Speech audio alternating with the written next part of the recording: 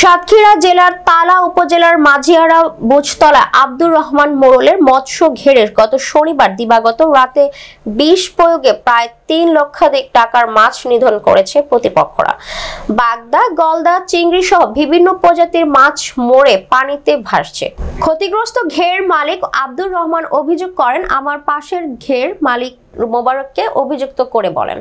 সুপ্রিয় দর্শক, সবাইকে শুভেচ্ছা। আমরা এই মুহূর্তে হাজির হয়েছি সাতক্ষীরার তালা উপজেলার মাঝিহাড়া গ্রামে। আজকে আপনাদের একটি হৃদয় বিতরক একটি ঘটনা, সেটা হচ্ছে এই মাঝিহাড়া গ্রামে যে আব্দুর রহমান মোড়ল, সেই আব্দুর রহমান মোড়লের প্রায় 6 বিঘা ঘেরে বিষ দিয়ে তার ঘেরের সমস্ত মাছ কিন্তু মেরে দিয়েছে দুর্বৃত্তরা। আমরা সেই আব্দুর রহমান সাহেবের সাথে একটু কথা বলবো, আসলে ঘটনা কি ঘটেছিল সেই বিষয়ে একটু জানার চেষ্টা করবো আমরা।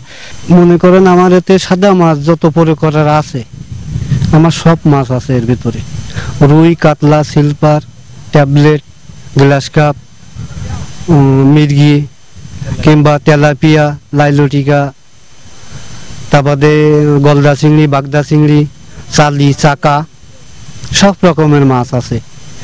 আমি 2 বছর এই জায়গায় গিয়ে লিস্ট নিছি।